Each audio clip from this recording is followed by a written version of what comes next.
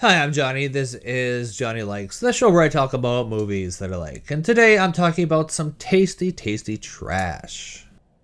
Trash. I love trash. Yum, yum, trash. Today, Johnny likes Nightmare Sisters.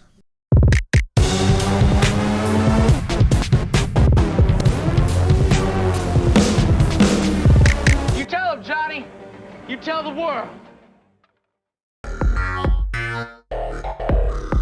So we start off with a way too long intro scene with a psychic fortune teller guy and a widow who wants to make contact with her recently dead husband. And she does! Glenn, honey, is that really you? She finds out a demon ate him, basically, while he was trying to f*** her. It's not a great scene, but it at least sets the goofy tone for the rest of the movie. No.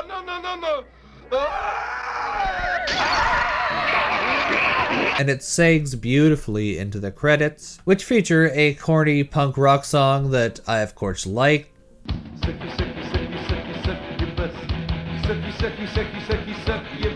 The movie actually starts once we meet some less than popular sorority girls. We've got the hoarder, we've got the musician,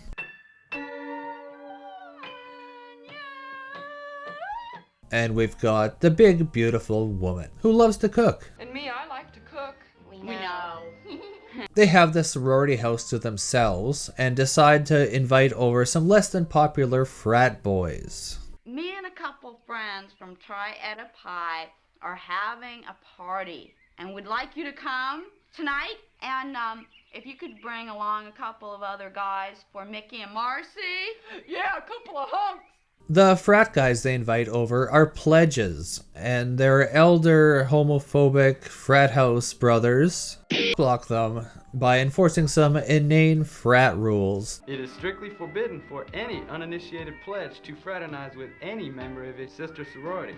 The penalty for infringement is mandatory expulsion. So the dorky guys say nuts to that and sneak out of the frat house to meet up with the girls. The misfits all awkwardly meet each other, pair off, and eventually have a seance. This ends with the girls being possessed by sex-starved, succubus-style demons, as will happen in college.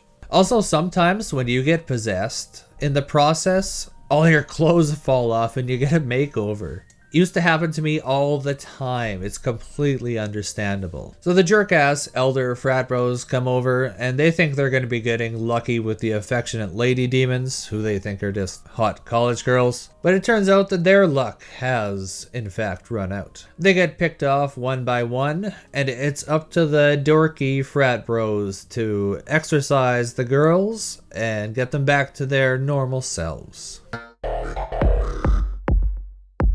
Nightmare Sisters features scream queens of the B-movies scene, Brinke Stevens, Linnea Quigley, and Michelle Bauer as the sorority girls, and they have excellent chemistry together. Their chemistry was so good that they actually hopped into a bathtub and managed to film this and fit it into a 5-minute scene in this movie, where they just keep on cutting back and forth between this bubble bath pseudo-lesbian scene and the story as it's going on, which was honestly a bit much even for me, considering that they all already are mostly naked for a good chunk of the rest of the movie. I'm not really complaining, but even I found it excessive. It's they put the gratuitous into gratuitous. And I've seen these women in other roles, and I kind of knew what to expect here. And it was nice to see them be able to act a teensy bit and get to play these dorky girls. And they seem to be having a lot of fun with it, which really just adds to the charm of the movie. That's part of the low-budget movie charm, as if the actors seem like they're having a good time. And they also nailed the succubus vixen roles as well. That's much more kind of what they're known for. So not really a surprise. But I'm going to be honest here. I actually preferred them in cute mode versus what, Johnny? Cute mode versus what? This film is great. Okay, it's not great, but it's great. It's got that hard to achieve but ever sought after low budget charm. It was directed by David DeCoteau in 4 days using leftover film from another movie. You kind of have to take that into account. Once I learned that, I was like, oh, this isn't actually so bad at all. And DeCoteau has been making low budget movies like this since the early 80s. He worked under both Roger Corman and Charles Band, so the guy knows a thing or two about how to make a movie quickly and on budget, with quality being a distant third concern. I've seen a few of DeCoteau's other films. I've seen Creepazoids, which was also a poster in the boys' room. I've seen the Sorority Babes in the Slime Bowl Bowl-orama, and I've seen Puppet Master 3. And they're all about on the same level as this. Although Puppet Master 3 is actually one of the best in the series, but that's a pretty low bar. Like, I kind of picture somebody pitching to him the idea of spending 2 whole weeks on a movie, and his response is something like, 2 weeks on one movie? What are you, crazy, kid? I could make 3 pictures in that time. That's a pretty spot on impression of him, by the way. I'm lying. It's totally not. He's the exact opposite of that. He's super soft spoken, seems like a nice guy. There was one scene that was set outside that was completely out of focus, and it still made it into the picture. I've filmed stuff for this channel. I've uploaded it, converted it. Oh, that's completely unusable. You just wasted like an hour and a half of your time. The difference is being that me, an amateur YouTube channel guy, even refilms it. They didn't even bother. I don't know if they didn't have the time or the budget, or if they just didn't notice until it was too late, but it's hilarious to me that that made it into the picture. The whole Ed Wood-esque attitude of grindhouse cinema production, the it, we're done here kind of aspect of it is just something that I completely adore.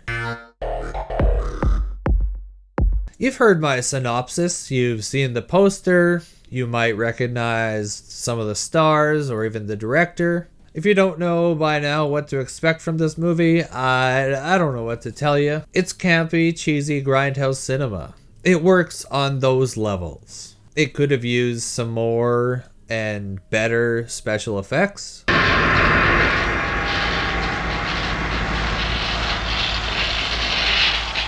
It could have used a couple belly laugh moments and maybe an actual scare or two. They didn't even try. But despite the drawbacks and limitations, I still had fun with this one, and I'm gonna give it a 3 out of 5. You guys understand, that's like on a different scale. I'm comparing that to like Creepazoids and Puppet Master 3, stuff like that. I'm not comparing it to Casino. You know how ratings work. So those are my thoughts on Nightmare Sisters. You guys seen it? Have any memories of it whatsoever? Let me know in the comments your thoughts on it. While you're here, click the like, click the subscribe. It's a 2-for-1 deal. Quick, free, relatively painless. Thanks for watching me talk about movies for a little bit, and you can tune in next time to see what else Johnny likes.